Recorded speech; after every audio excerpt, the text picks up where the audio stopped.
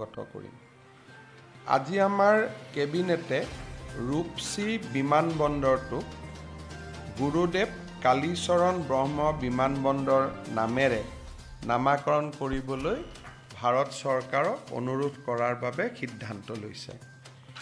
কিন্তু ভাৰত চৰকাৰৰ নিয়ম মতে অকল কেবিনেটে সিদ্ধান্ত ল'লেই নহ'ব, বিধানসভায়ো সিদ্ধান্ত ল'ব লাগিব। তাৰ পৰিপ্ৰেক্ষিতত আগন্তুক বিধানসভাত এই বিষয়ে প্ৰস্তাৱ এটা উত্থাপন কৰা হ'ব। আমাৰ পঞ্চায়তৰ সমকক্ষ ষষ্ঠ অনুসূচীৰ অঞ্চলসমূহত VCDC অথবা VDC থাকে, অৰ্থাৎ 6 শিডিউল অঞ্চলসমূহত পঞ্চায়ত নাথাকে। তাত পঞ্চায়তৰ কাম কাজবিলাক VCDC/VDC ভিলেজ ডেভেলপমেণ্ট কাউন্সিল তেখেতসকলে চায়।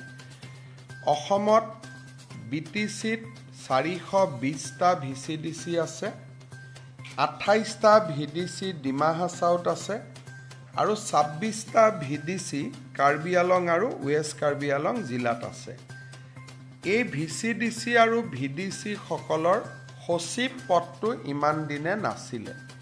আজি কেবিনেটে 474টা সচিব পদ নিৰ্মাণ কৰা অনুমোদন কৰাৰ বাবে সিদ্ধান্ত গ্ৰহণ কৰে। আজি কেবিনেটে আমাৰ গুৱাহাটী উত্তৰ গুৱাহাটী যিখন দলঙৰ কাম চলি আছে, এই দলংখন আমাৰ যিটো প্ৰথম সিদ্ধান্ত আছিলে যে 2600 কোটি টকা প্ৰয়োজন হ'ব, আজি কেবিনেটে তাৰ এখন ৰিভাইজ এষ্টিমেট 3030 কোটি টকালৈকে বৃদ্ধি কৰিছে আৰু ইয়াৰে 3030 কোটি টকাৰ ভিতৰত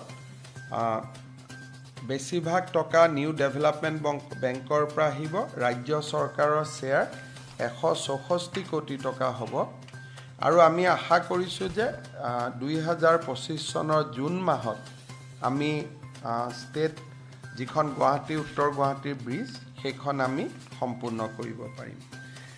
ইয়াৰ উপৰিও কেবিনেটে আজি স্কিল ইউনিভাৰ্চিটিৰ উপাচাৰ্যৰ যিটো ৰিটায়াৰমেণ্ট তাক 2 বছৰলৈ বৃদ্ধি কৰাৰ বাবেও সিদ্ধান্ত গ্ৰহণ কৰে আৰু তাৰ কাৰণে আছাম স্কিল ইউনিভাৰ্চিটি বিধেয়কখন এইবাৰ সদনত উত্থাপন কৰাৰ বাবেও সিদ্ধান্ত গ্ৰহণ কৰে। কেবিনেটত এটা সিদ্ধান্ত হয় যে আমাৰ বহুত মাইগ্ৰেণ্ট লেবাৰ শ্ৰম পৰ্টেলত তেওঁলোকে ৰেজিষ্টাৰ কৰিছিল 2021 চনৰ পৰা 2023 চনৰ ভিতৰত। শ্ৰম পৰ্টেলত ৰেজিষ্টাৰ কৰা শ্ৰমিকৰ সংখ্যা আছিল 12 লাখ। এই 12 লাখ শ্ৰমিকৰ 6 লাখে ৰেচন কাৰ্ড পাইছিলে, বাকী 6 লাখে ৰেচন কাৰ্ড পোৱা নাই।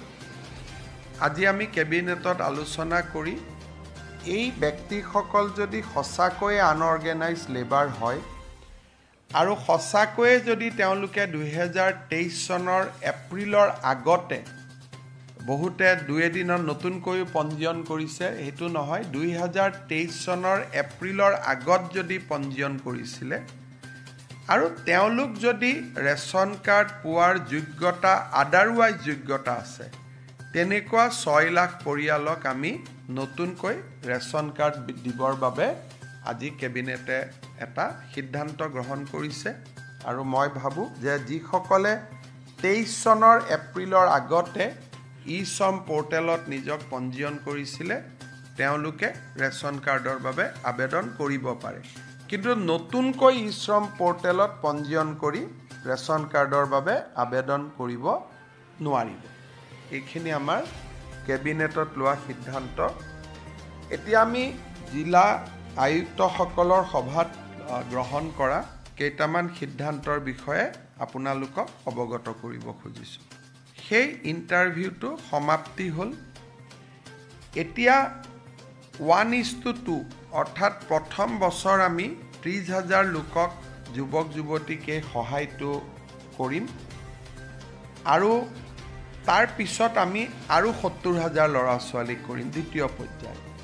প্ৰথম পৰ্যায়ৰ যিটো 30,000 ল'ৰা ছোৱালীক আমি সহায় কৰিম তেওঁলোকৰ জিলা পৰ্যায়ৰ ইণ্টাৰভিউ 16 আগষ্ট আৰু 5 ছেপ্টেম্বৰত আমি এই ইণ্টাৰভিউটো সমাপন কৰিম আৰু 30 ছেপ্টেম্বৰত আমি 30,000 যুৱকক 2 লাখ টকাৰ যিটো আঁচনি সেই আঁচনিৰ অংশসমূহ আমি বিতৰণ কৰিম।